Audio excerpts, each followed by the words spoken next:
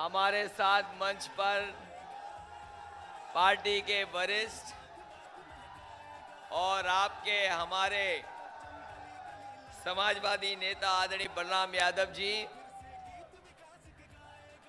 मंच पर उपस्थित समाजवादी पार्टी के प्रत्याशी और आपके लोकप्रिय विधायक संग्राम यादव जी, रामवृक्ष इस विधानसभा के अध्यक्ष रामवृक्ष राजभर जी, बर्मन यादव संचालक, डॉक्टर श्रीराम पाठक जी, विभूति निषाद पूर्व मंत्री जी, राम कंवल वर्मा जी, सुभाष चंद्र जायसवाल जी, समीम अहमद साहब, ललित कुमार, श्रीमती मीरा यादव जी, प्रदीप यादव, राजा राम पाल जी, रविंद्र सिंह जी, ललिता देवी जी, पुष्पा यादव जी और हमारे साथ मंत्री विजय बहादुर पाल जी, जावेद जी और मंच पर उपस्थित सभी हमारे पार्टी के वरिष्ठ नेता और इस चुनावी जनसभा में उपस्थित हमारे तमाम आदरणीय बुजुर्ग, माताएं, बहनें, नौजवान साथियों, पत्रकार बंधुओं, मैं सबसे पहले आप सभी का धन्यवाद और आभार प्रकट करूंगा इस चुनावी जनसभा को सफल बनाने के लिए।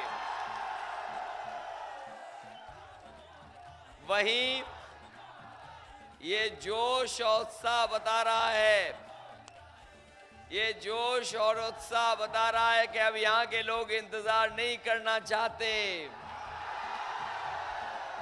और अतरौलिया के लोग अब बहुत ज्यादा इंतजार नहीं करना चाहते, मशीन पर साइकिल की बटन दबाना चाहते हैं।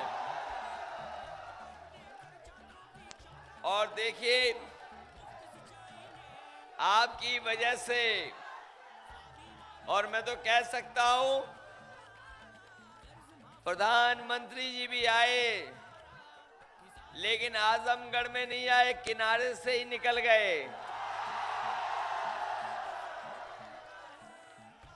वो भी जानते हैं कि इस बार आजमगढ़ की जनता ने मन बनाया है कि 10 में से 10 समाजवादी पार्टी सीटें जीतेगी।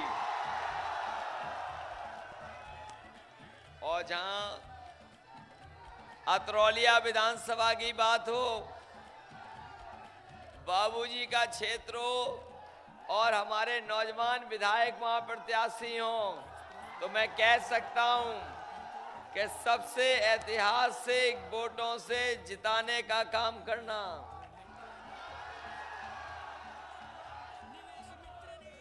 जहां तक काम का सवाल है, काम तो बहुत हुआ है, काम हुआ है, सड़क, बिजली, पानी, स्वास्थ्य, एम्बुलेंस, 100 नंबर, विद्यादान, लैपटॉप और तमाम सुविधाएं दी हैं।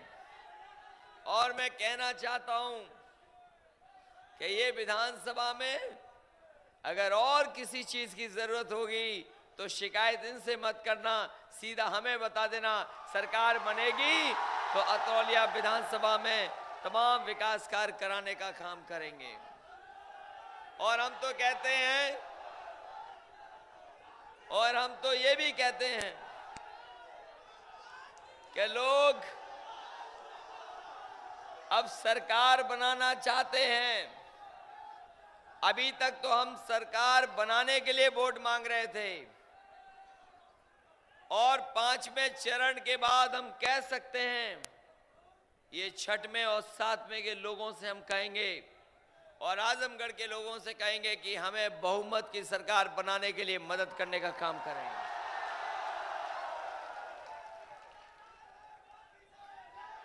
क्योंकि अब तो बीजेपी वाले भी घबरा रहे हैं। पहले तो 300 सीट की बात कर रहे थे, अब गठबंधन तक आ गए हैं, क्योंकि वो जानते हैं कि समाजवादी और कांग्रेस पार्टी दोनों मिलकर के इस बार सबसे ज्यादा सीटें जीत करके बहुमत की सरकार बनाने जा रहे हैं। वैसे तो हमारे साथी जितने भी हैं साइकिल चला लेते हैं और पैडल मारते हुए हैंडल छोड़ के भी साइकिल चला लेते हैं,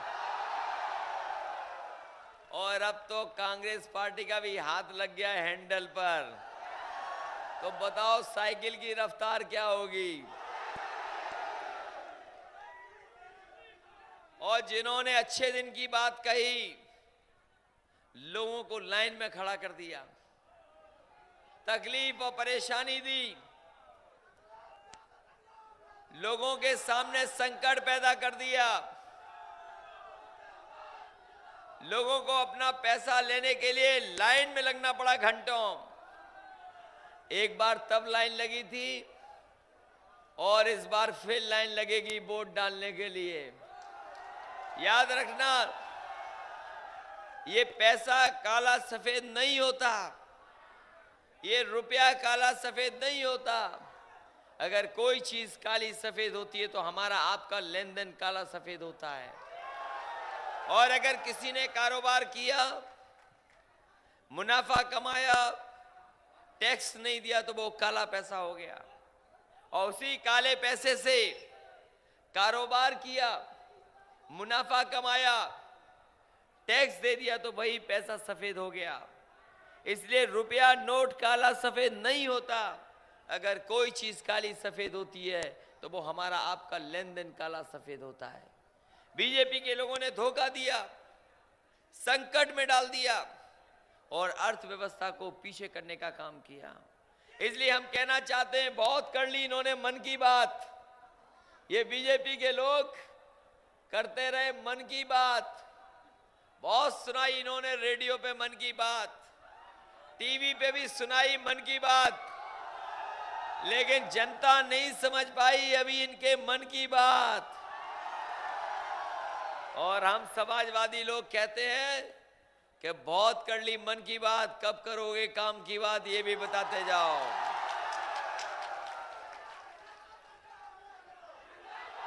कोई काम नहीं किया आजमगढ़ में, बताओ बीजेपी के लोगों ने कोई काम किया हो तो बता दो। एक सड़क, बिजली, पानी, अस्पताल से लेकर के कुछ नहीं किया। और फिर उससे भी सावधान रहना, एक पत्थर वाली सरकार की नेता हैं, उनसे भी सावधान रहना, पत्थर वाली सरकार से। अभी आई होंगी आजमगढ़, बहुत लंबा भाषण पड़ा, यहां तो लोग नारे लगा रहे हैं, खुश हैं, बातचीत कर रहे हैं, लेकिन उनकी सभा के बारे में पता कर लेना। एक तरफ वो भाषण पढ़ रही थी और जनता कुर्सियों पे सो रही थी। और अब उनकी भी भाषा बदल गई, वो कह रहे हैं कि अब हम स्मारक मूर्ति नहीं लगाएंगे, अब हम विकास करेंगे। हम पूछना चाहते हैं, जिन्होंने अपनी जिंदा में मूर्ति लगा दी हो तो क्या विकास करेंगी? और 9 साल से जो हाथी देखे हैं लखनऊ में, वो हाथी लगे दिखाई दे रहे हैं। जो खड़े हाथी हैं वो आज भी खड़े हैं, बैठे हाथी आज भी बैठे हैं, बैठे वाले हाथी खड़े नहीं हुए और खड़े वाले हाथी आज तक बैठे नहीं। और फिर कहने को तो वो हमारी बुआ हैं।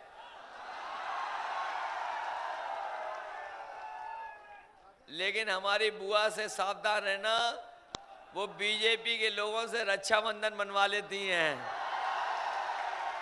और पता नहीं कब रक्षाबंधन मना ले, इसलिए सावधान रहना।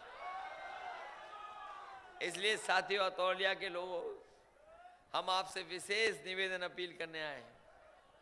और हम तो कहो बहुत दिनों के बाद आपसे मिलने आए हैं। हमें भरोसा है, आपने हमेशा मदद की है, आपने हमेशा समाजवादी पार्टी को जिताने का काम किया है, अच्छे वोटों से जिताया, सरकार भी बना दी। और कम से कम मैं कह सकता हूं कम से कम मैं कह सकता हूं, जिस नौजवान को आपने विधायक बना करके भेजा है, कभी विधानसभा में बोलते सुनना, जो 3 बार 4 बार के भी विधायक हैं, संग्राम से अच्छा नहीं बोल सकते विधानसभा में। और कम से कम ऐसे हैं, अगर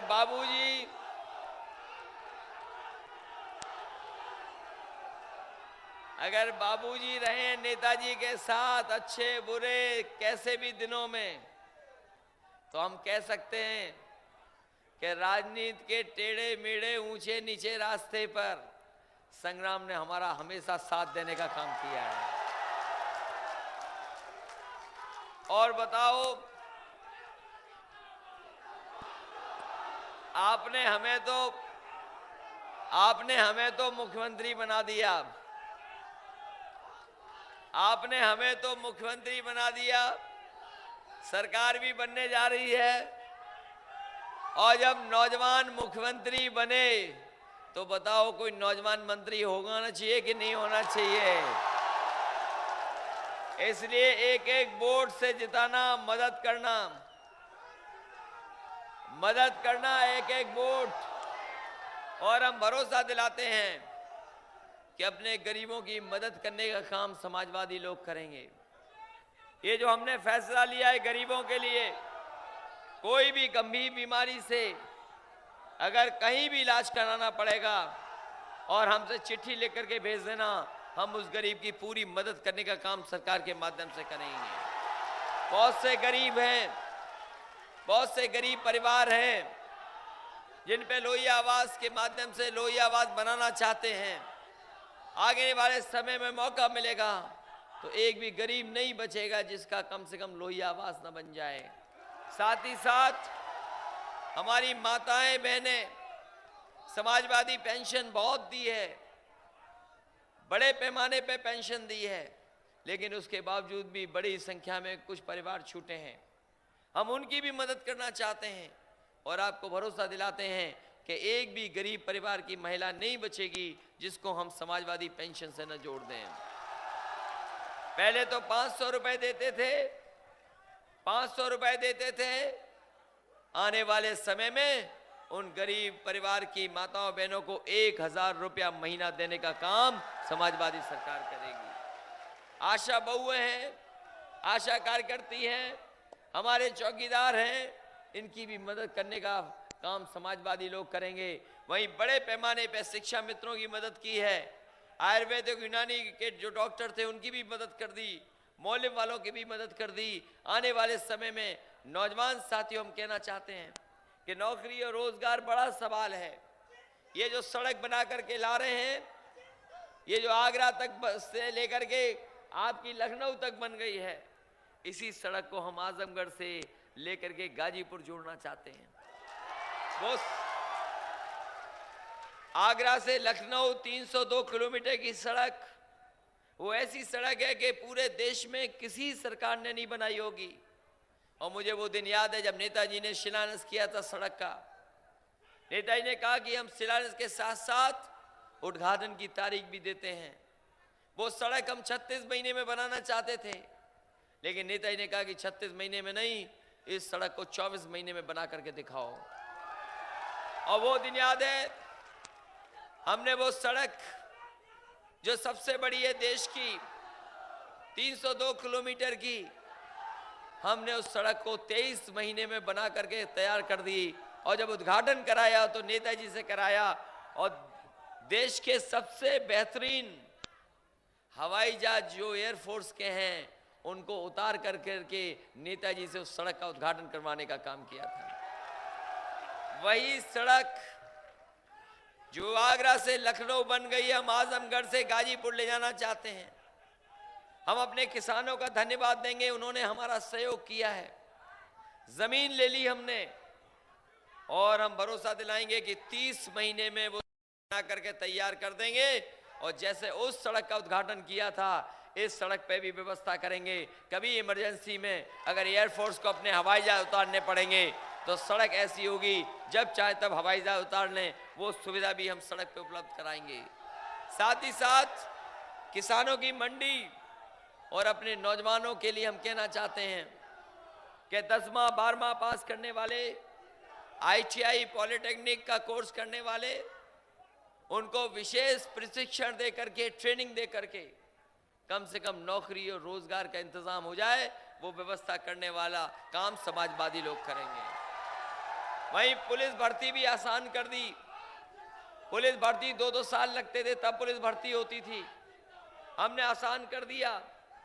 और देश में कहीं ऐसा नहीं हो रहा होगा, हमने कहा कि कोई परीक्षा नहीं देनी पड़ेगी नौजवानों को, ये 10वां 12वां के नंबर ले आना और दौड़ करके दिखा देना, जो सबसे आगे होगा वो नौजवान अपने आप भर्ती में हो जाएगा, किसी की सिफारिश कराने की जरूरत नहीं पड़ेगी। इसलिए जहां वो कब्रिस्तान और शमशान की बात कर रहे हैं, वहीं समाजवादी लोग लैपटॉप और स्मार्टफोन देने की बात कर रहे हैं।